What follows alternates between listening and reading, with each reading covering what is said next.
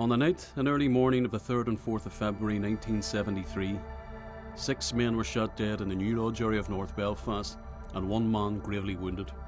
2 of these men, Jim Sloan and Jim McCann, were killed in a drive-by shooting at the top of the New Lodge Road around 11:45 p.m. Within minutes of this, British forces opened fire on the junction of the New Lodge Road and Edlingham Street from both the direction of Duncairn Gardens and from the British military observation posts on top of the flats in New Lodge Road. Tony TC Campbell, Brendan Fat Maguire, John Loughran and Ambrose Hardy were killed in these attacks, with Charlie Carson severely wounded. At the time, the British Army stated that 6 gunmen had been killed and 1 wounded in a gun battle with their troops in the New Lodge area of North Belfast. Witness statements from the local community and the families of the 6 men directly contradict this account of events. Eyewitnesses maintained that all these men were unarmed and were attacked without provocation. Indeed, eyewitnesses maintained that all 6 men were killed either socialising on a Saturday night or assisting the injured. Now, on the 50th anniversary of these killings, this short documentary will detail eyewitness accounts and family testimonies in order to both contest the British Army narrative around these killings and commemorate the lives of those that were so cruelly taken away. On the night of 3rd of February 1973, I was in Lynch's bar here at the top of the New Lodge Road, having a wee drink with my friends Jimmy McCann, Jimmy Sloan and Geordie Burns. We were out in Lynch's back room having a couple of beer. After the evening finished, we were heading home. We stepped outside. I asked Jimmy Sloan what he'd done with his beer. He says he left it on the table. I said, I'm going to finish that. So I proceeded to go back into the back room, drank the drink, and on my way back out, I heard shooting. Within the space of a minute, I came back outside. There was crowds starting to gather. There was 2 bodies lying here at the front of the road. I didn't recognise them. I had to look twice. I seen Jimmy McCann and Jimmy Sloan lying there. And then a lady appeared. I didn't know who the lady was at the time. And the ambulance come, and we put the 2 people in the ambulance, and the woman got in the ambulance along with us. And Jimmy McCann was on the right-hand side of the ambulance, and Jimmy Sloan was on the left. I remember looking at Jimmy McCann, and he'd been shot through the chin. Or Jimmy Sloan had been shot through the chin, and his eye had come out, and Jimmy Sloan was breathing up blood. I asked the paramedic could he help him, and there was nothing he could do. He gave me kitchen roll, and I proceeded to wipe his mouth on that. I think Jimmy McCann died on the way on the hospital, and Jimmy Sloan lived to the middle of the night, and then he passed away. On the night of 3rd of February 1973, I was speaking to TC Campbell here at this corner. We're discussing how Jim and Jimmy was shot dead at the top of the road. TC wanted to go somewhere, so we decided to meet back here in 15 minutes. As TC walked around the corner, I walked up the street. I got about 10 or 15 yards when I heard gunshots. I ran back to the corner and seen TC lying in the middle of the street. At that, a crowd started to gather on both sides of the street. And people on the other side decided to try and save TC. And some of them ended up getting shot.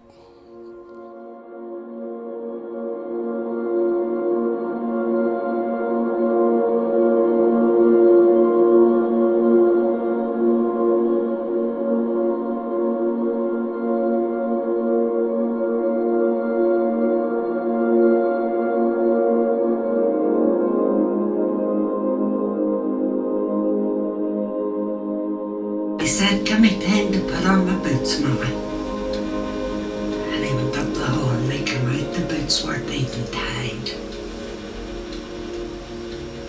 And it was Big Fat Maguire. But whether I went to the door or not, whenever I had the shots there come out, he was working in Irvin's town. He come home because his wife was expecting her 4th baby. That My boy was born 3 weeks after that. And, oh God, I don't know. It was a terrible time. Not only for me, but for all the other people. I felt for them too, because I knew. But the thing that hit me hardest was it was me's brothers out. And the only thing I could console myself with is when he would have heard the shot, he would have come out. That was his nature. Oh my God, I never forget that night, the day I died. And when I went out onto the road, and I seen a hall of head, oh God bless us, I couldn't believe it. And I said, by John, and I lifted him up in my arms. And I said, John, if you can't answer me, move. Let me know you're living. But John never moved and said the shooting came from Duncairn Gardens.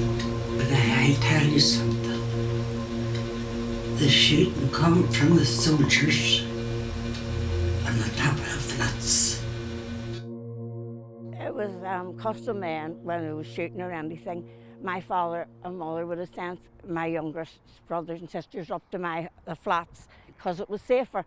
So I had them all up with me, and when the shooting started about 11, the same thing, everybody in the flats would have went into their bathroom because it was supposed to be safer anyway, and our bathroom was at the lift shaft. But when you were in there, you could hear every word of the soldiers on the roof. So it started about a half an hour after we were into the bathroom, all this like banter going on. You get that one, I get the other one. If you can, no, you've missed that one, do it again. Look, you've got this one and I've got that one. This went on for a long time. And it was just like fellas playing a game, just going, I don't know, just a game. You never realised at the time it was actually shooting people. It was a night in the New Lodge nobody will ever forget. It was my 21st birthday, and you just, I don't know, they had apparently got their night sights and were trying out their night sights, but trying them out in human targets. I mean, it was the next morning when my father came up to get the kids and told us that all these people had been shot dead, all young fellas out doing absolutely nothing, that they had picked off. There was no mention of anybody having a gun or shooting back at them. It was just, you get him and I get him. It was terrible. My name is Winnie Campbell. My first husband, Jim Sloan, was murdered on the 3rd of February 1973. On the night that Jim was murdered, me and Jim were going out up to Lynch's bar to meet our friends, Jim McCann and his girlfriend. I felt sick on the way up and says to Jim, I feel very sick, I want to go home. And Jim says he would go home with me. And I says, no, you can't do that because Jim McCann and his girlfriend will be waiting on us and they'll not know what happened. So I went on home. Then I heard all the shooting. And then my door knocked. And Jim's daddy was at the door to tell me I had to go to the morgue because Jim was shot dead. I had to go to the morgue and identify him, which was the most horrendous thing of my life.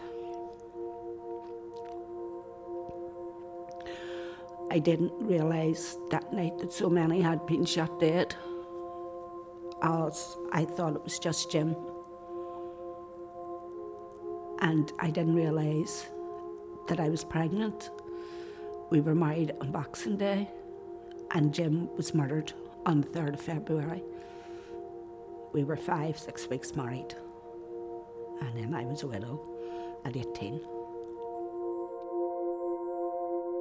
My name's Billy Campbell. I'm the older brother of Tony TC Campbell, who was murdered on the 3rd of February 1973. It was his 19th birthday, and was celebrating. He was really happy. He was jumping about. And then we went to New England Disco, and we're having a good time. And we're headed down to New Lodge. And I wanted to go on home because I had a few drinks in me. And he said to me, well, I'll stay up the road for a bit, we're his mates. And I said, fair enough. Say, he was 19 that day, he was dead happy, he was running about,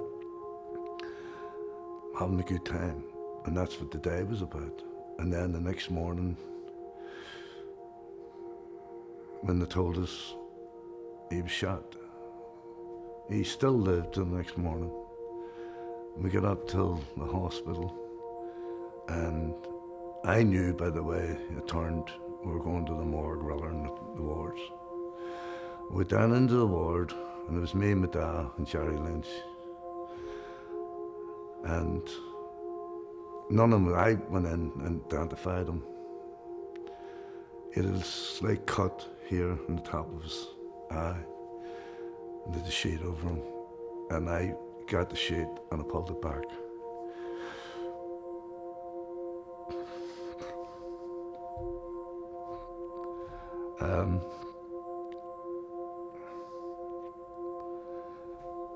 The guy in the morgue told me, he said, you shouldn't have done that. I said,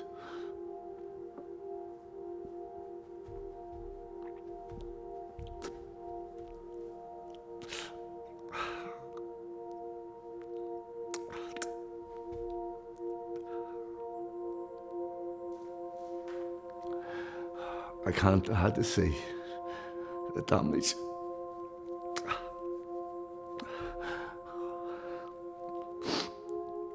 There was a lot of damage. He was hit 17 times, so he was. And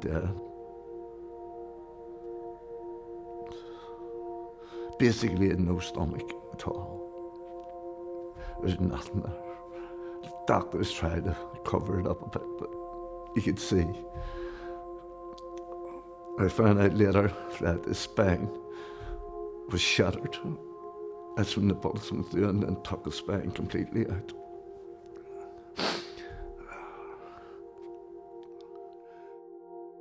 My name is Danny McCready, and I was born in the same house as Jimmy. I always classed Jimmy as my brother. Jimmy always classed me as his brother. On the night I was coming home from New England Disco. I went into my Aunt Bridget's house that night, and there was gunfire all night, and I just stayed with my Aunt Bridget that night, and then I went home the next morning, and then that's when I heard that Jimmy was shot dead. Jimmy was a quiet fella, so he was. He was a quiet fella. Jimmy was deep. Jimmy was I